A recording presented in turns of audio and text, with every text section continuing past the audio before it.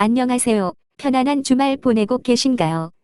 일요일임에도 불구하고 전 국회 외교통일위원장 윤상현 의원께서는 페이스북을 통한 문재인 타임지 보도기사 내용에 대해 유감과 우려의 입장을 밝혔습니다.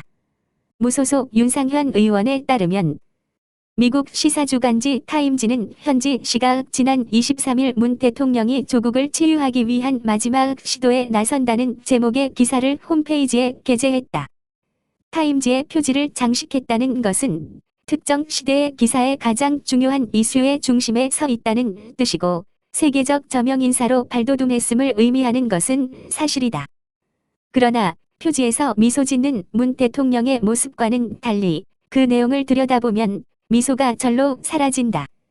기사의 주요 논조는 문재인 정부의 대북 정책이 총체적으로 실패했고 부동산값 폭등, 코로나19 백신의 저조한 접종률 등 국내 다른 정책들도 별다른 성과를 거두지 못했다는 것이 핵심이다. 미국의 오피니언 리더들에게 문 대통령에 대해 표지로 시선을 끌고 내용으로 추켜 세우는 칭찬이 아닌 고강도 비난 세례를 쏟아낸 것이다. 이는 국제적 망신이자 대통령 심기 경호에만 혈안이 된 청와대 참모들의 충성 경쟁이 빚어낸 참사로 볼 수밖에 없다. G7 정상회의 기념사진에서 남아공 대통령을 잘라내고 이것이 대한민국 위상이라며 문 대통령을 띄우려다 망신당한 정부의 연속 참극이다.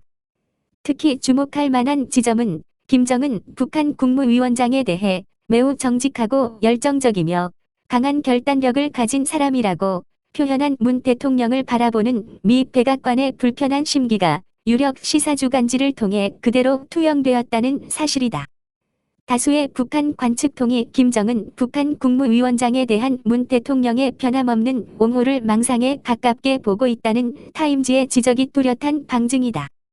타임지 표지 모델이 되는 것도 좋고 G7 정상회의 기념사진에서 앞줄 중앙에 서는 것도 좋다. 그러나 정말 중요한 것은 내실이다. 타임지 표지 모델이 아니라 중소 언론지 단신에 실리더라도 G7 정상회의 뒷줄 구석에서 사진을 찍더라도 대한민국 국익 제고에 이바지하는 기조와 내용을 담아 인터뷰나 회담을 한다면 더 크게 박수를 치겠다. 그런 내실 있는 외교를 부탁한다.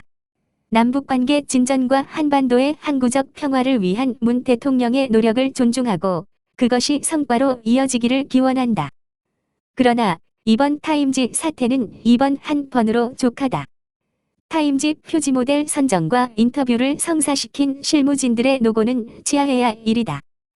그러나 만약 이번 사태의 본질이 대통령 심기 경호와 홍보에만 치중한 참모들의 보여주기식 의전의 결과물이라면 문 대통령은 그 참모들을 읍참마속하여야 할 것이다.